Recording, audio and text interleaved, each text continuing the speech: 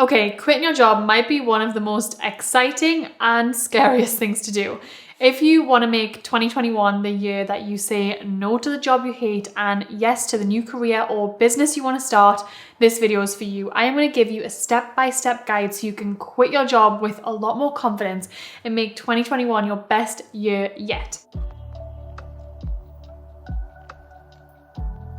Hey guys, welcome back to my channel.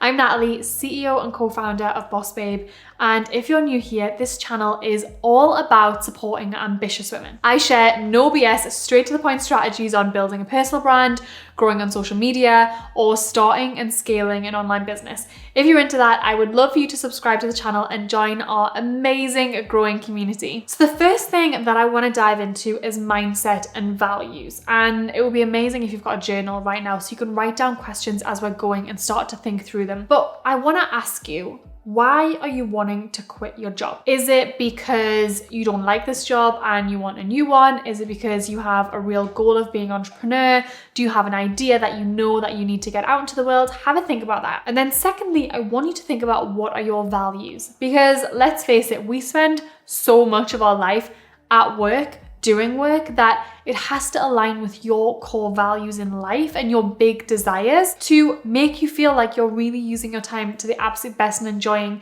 every minute of doing this. So is your value to have freedom so you can travel more? Is it to have no cap on your income so that you can really build up your wealth? Is it to have structure? In which case a job might be a perfect place for you. Is it to have more ownership in the kind of business that you're supporting? Is it to work with multiple clients at the same time as a freelancer? Really have a think about it, because I'm actually not the kind of person online that's like, hey, everyone should quit their jobs. No, I think that there are so many different values and belief systems in play in every single one of us that we get to really decide what our careers look like. For some of us, that means starting a business. For others, it means aligning themselves with a business that's having the exact impact on the world that they want to have.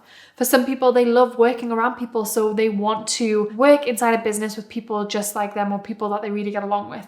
Or you might want no income cap on your earnings so that you want to have a business that you can continue to build wealth. There are so many different reasons for choosing, but it's really important that you get clear on what aligns for you. Entrepreneurship has been glamorized, and let me tell you, there is nothing glamorous about entrepreneurship. You might not be working, 9 to 5 for someone else, but you're working 24/7 for yourself, because when you've got your business, you never switch off.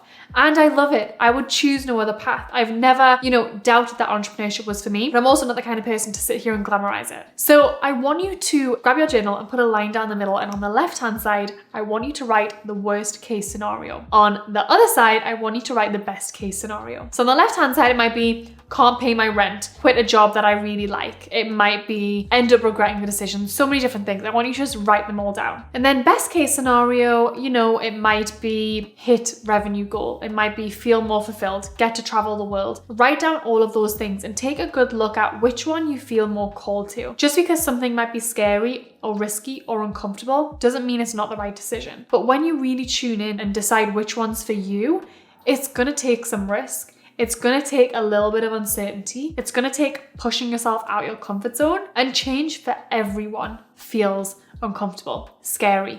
It feels like sometimes the security blanket's being taken away. But change is often really a good thing, and it needs to happen if you're not really satisfied with your current situation. So get used to feeling discomfort, because as an entrepreneur, that is certainly not going anywhere and it's gonna be uncomfortable. So that's the first place that I really want to start. The second place is something that kind of goes without saying, but you want to have a good savings window. So, say you're gonna quit your job 1 month and you're expecting that your business takes off in 6 months from there. Do you have enough savings to see you through that period? And then a contingency plan in case, your business doesn't take off as much as you thought it would. How long can you really keep yourself running with your savings? And are you willing to put everything you have into this business? So you really want to think about how much you're willing to invest and spend and what that looks like for you. If you have enough money and you can quit your job and you can go all in, great. But if you don't, come up with a plan. Do you need to take on a part-time job so that you can supplement your savings with earnings? Really, really think about that, because it's not always such a good idea just to jump and hope that some wings appear, right? You really want to be thinking about what might look like if you launch and it doesn't go to plan. All of these different things that could come into play. I mean, just think about 2020, right? None of us could have expected that. And if someone was looking to get a beauty salon off the ground in April, chances are it didn't happen. But that was such an unforeseen circumstance. And whilst those big life events don't happen that often, you still want to have a contingency plan in mind, because it's not fun for anyone when you're really, really struggling financially. So think through that window and get really clear on your finances.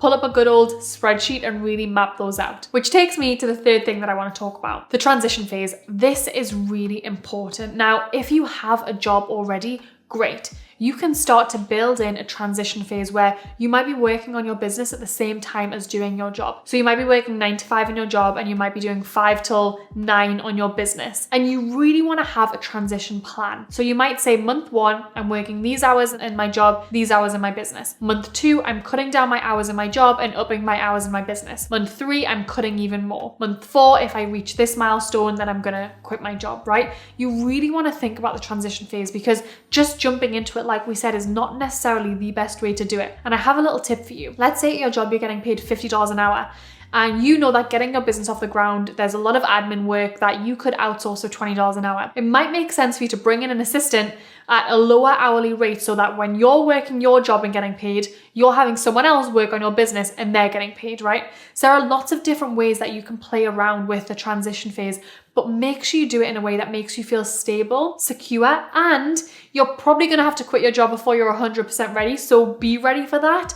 But it feels really good to do it in a way that isn't rushed, and you're not scrambling for money and you're not scrambling for clients. Instead, you're building a steady income. Let's say, you make a transition agreement with yourself that when you earn $2,000 a month, you're gonna quit your full-time job and you're gonna go all in and get this up. Or let's say when you earn $5,000 a month, you're gonna quit your full-time job. Whatever it is, and you need to be able to survive and get all of your needs met, then that's the number for you. And after that, when you're full-time in your business, of course, you're gonna make a lot more progress, but that transition phase is really, really important. And then finally, what I want to share is mentorship. Now, this doesn't need to be expensive, but find someone who has been there and done it, right?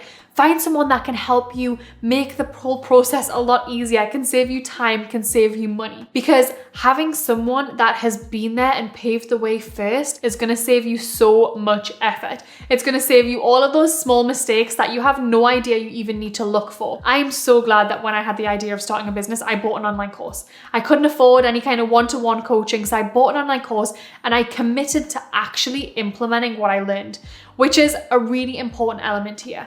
Because so often you can buy a course and you never even finish it. But if you're not willing to put in the work and complete, as you go along, don't expect results in your business. Don't expect results from the course. So whatever it is that you're going to invest in and however you're going to get a mentor, really commit to going all in so that you can implement it. As always, thank you so much for watching. If there are any topics that you want me to cover on the channel, drop a comment in the comment section below, and let's make 2021 the best year yet. I will see you next week.